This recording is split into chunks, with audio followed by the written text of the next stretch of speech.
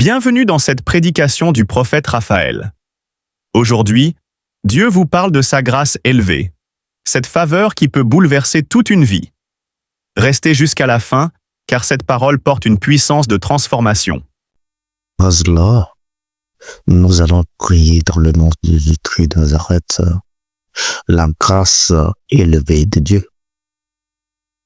Dans le livre de Jérémie, chapitre 1, le verset 9, 18, il est écrit: Voici, j'ai établi en ce jour sur tout le pays comme une ville forte, une colonne de fer et un mur d'airain contre les rois de Juda, contre les chefs, contre les sacrificateurs et contre le peuple du pays.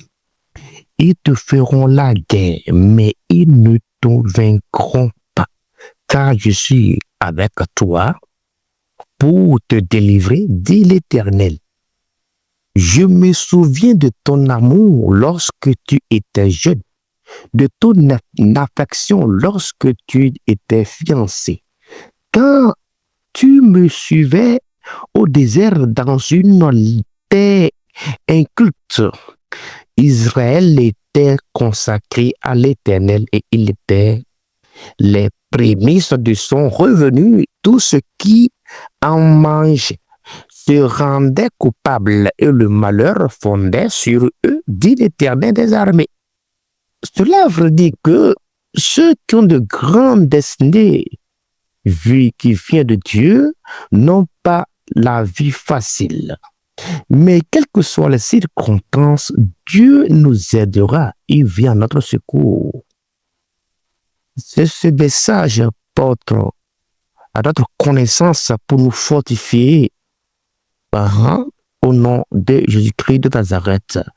Alors, cela veut dire qu'une ville forte, une colonne de fer, symbolise quoi?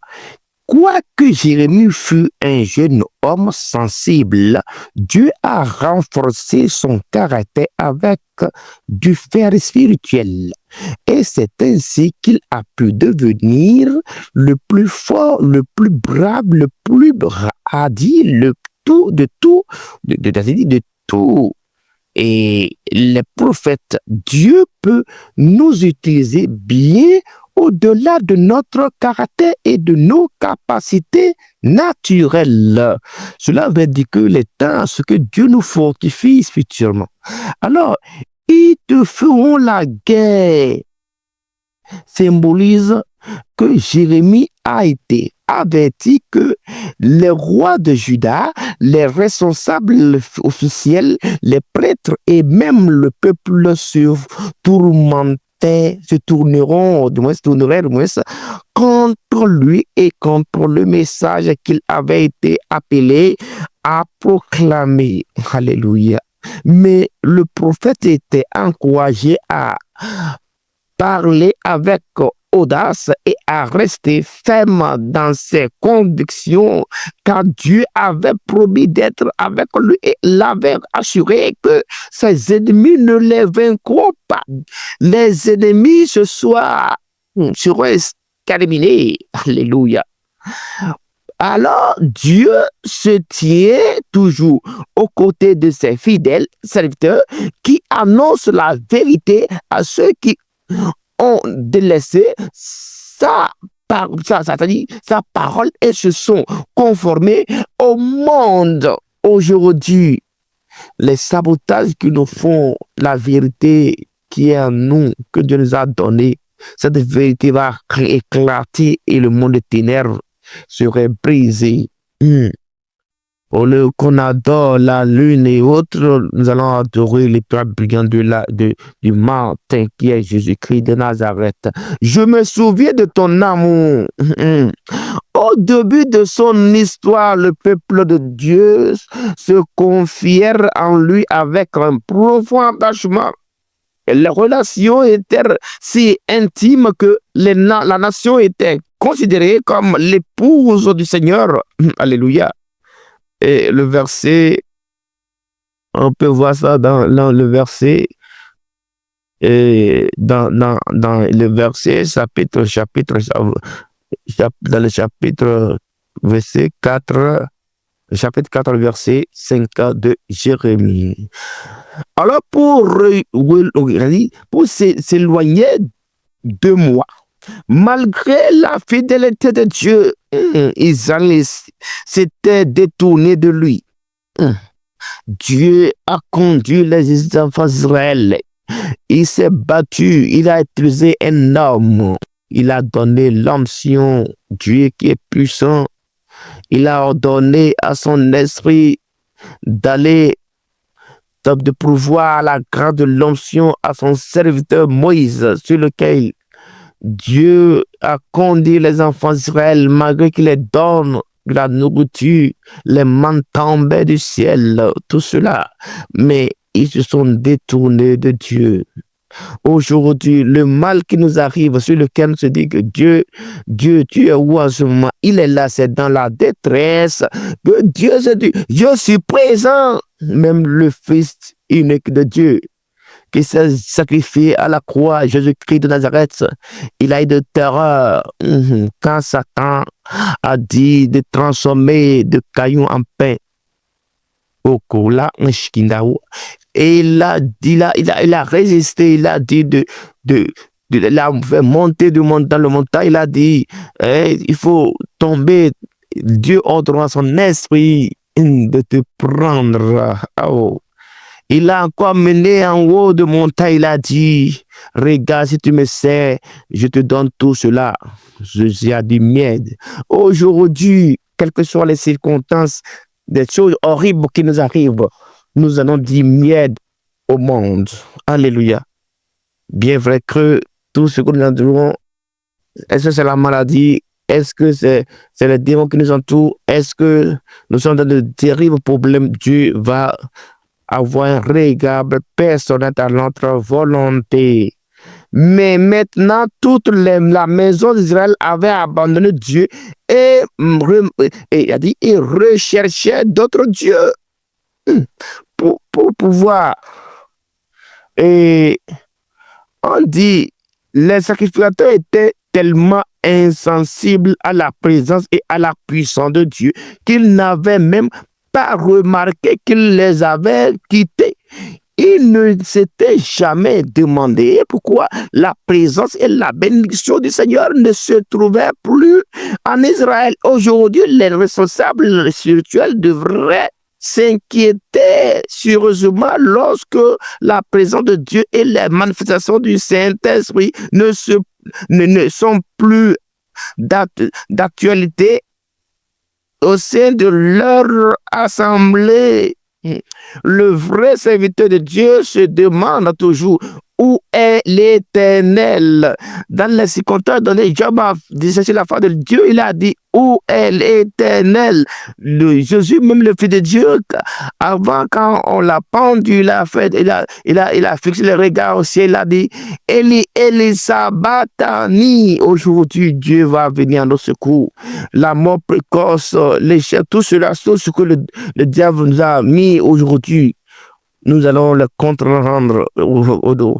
Dieu va venir au secours pour nous guérir de toute maladie. Alléluia. Les prophètes ont prophétisé par Baal.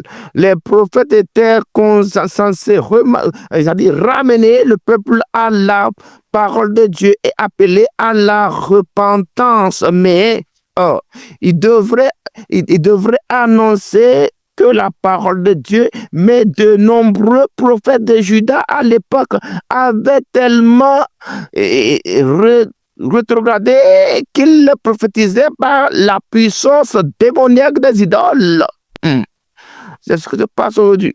Si les pasteurs et les responsables prêchent les idées humanitaires, humanistes plutôt, humanistes, c'est-à-dire que l'on rencontre dans la psychologie moderne, la philosophie et la théologie libérale, plutôt que la parole de Dieu. Il sera aussi coupable que les faux prophètes de l'époque de Jérémie, c'est-à-dire l'ancienne alliance, le peuple de Dieu a commis deux péchés fondamentaux. Il a abandonné le Seigneur, le seul qui pouvait lui donner une vie vraiment abondante, c'est-à-dire dans Somme 36, le verset 6, on dit, dans Jean 10 aussi, ils ont cherché la vie dans les plaisirs idolâtres du monde qui n'avaient aucune valeur c'est-à-dire réelle ni durable. Ce faisant, ils ont perdu de vue leur but et leur destinée en tant que peuple rattaché, c'est-à-dire racheté, c'est-à-dire le peuple racheté, le peuple récupéré ne se trouve que dans une relation personnelle et consacrée à Dieu à travers Jésus-Christ. Alors, cela symbolise quoi? La méchanceté de châtiment qu'Allah assaillera. Le péché entraîne souvent son propre châtiment à travers. Lorsque les croyants abandonnent le Seigneur, ils renoncent à la paix, à la protection et à la bénédiction de Dieu et se rendent ainsi vulnérables à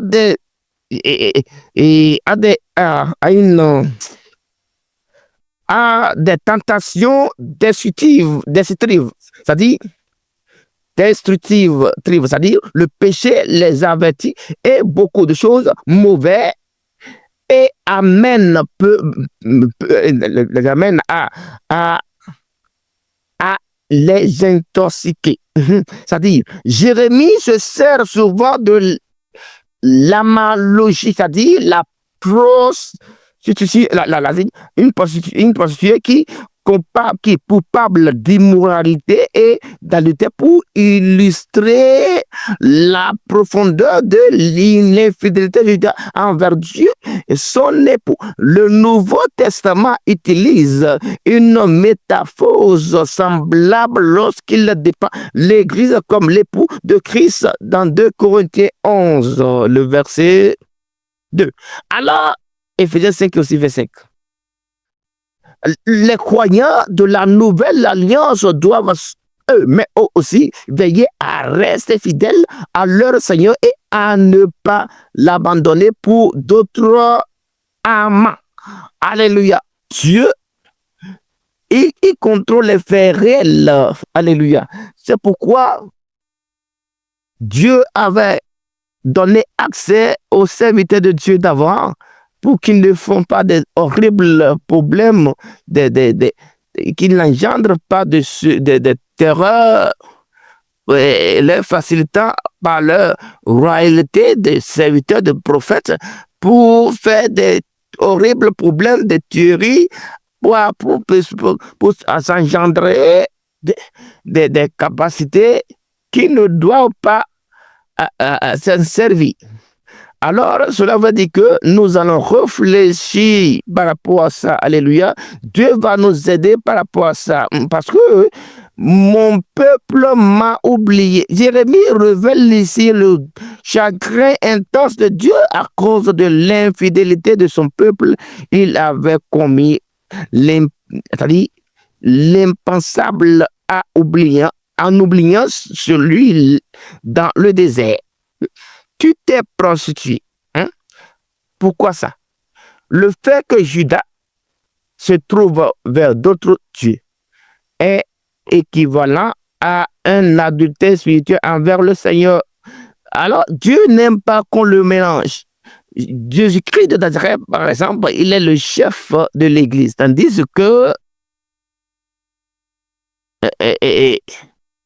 une fois que Christ est le chef de l'Église, on ne peut pas chercher d'autres dieux pour avoir accès à notre âme. Une fois que nous faisons ça, c'est comme si on commet de l'adultère spirituel. Alors, cela veut dire que le diable va prendre notre apparence spirituelle qui constitue notre vie intérieure, qui fait en sorte que Dieu nous abandonnera. Alors, tout ce qui est une infidélité spirituelle nous sera ôté. Cette infidélité se traduit souvent par l'immoralité sexuelle à laquelle s'adonnèrent le peuple en se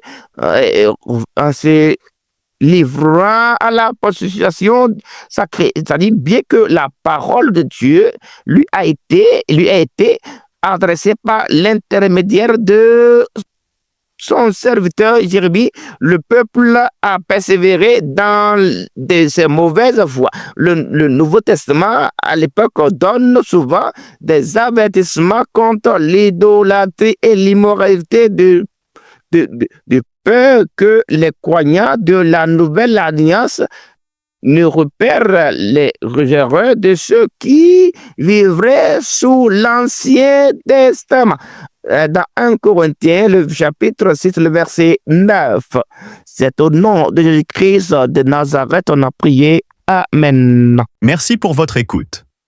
Si ce message vous a touché, abonnez-vous, partagez-le à un proche et laissez Dieu continuer son œuvre dans votre vie. Restez connectés pour d'autres paroles de grâce et de vérité.